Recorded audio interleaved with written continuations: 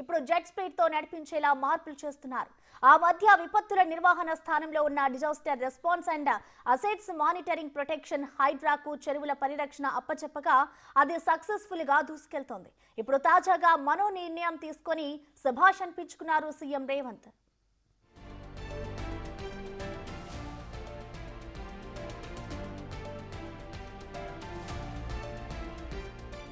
NDRF తరహాలో తెలంగాణలో మరో దళం ఏర్పాటు చేసేందుకు సన్నద్ధమైంది సర్కార్.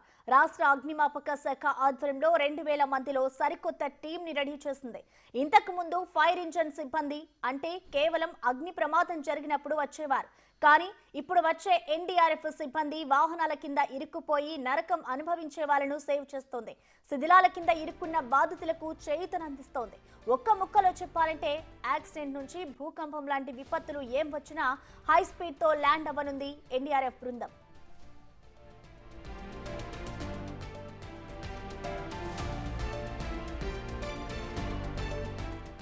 మొన్న వర్షాకాలంలో సంభవించిన భారీ వరదలకు చాలా ప్రాంతాలు నీటమునిగాయి. ఈ క్రమంలో అధికారులతో అత్యవసర సమావేశం నిర్వహించిన సీఎం ఎన్డీఆర్ఎఫ్ తరహాలో ట్రైనీడ్ సిబ్బంది మన రాష్ట్రంలోనూ ఉండాలని నిర్ణయించింది.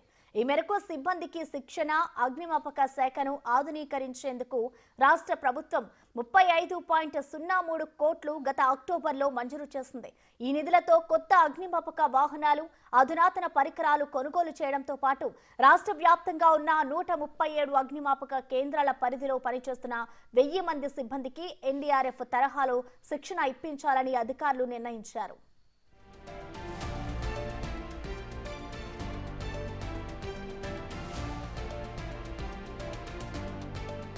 2000 మంది టీంలో బ్యాచ్ కు 200 మంది చొప్పున 5 బ్యాచ్లుగా వివిధ రాష్ట్రాల్లోని ఎన్డీఆర్ఎఫ్ కేంద్రాలకు పంపి శిక్షణ ఇప్పించింది అగ్నిమాపక శాఖ.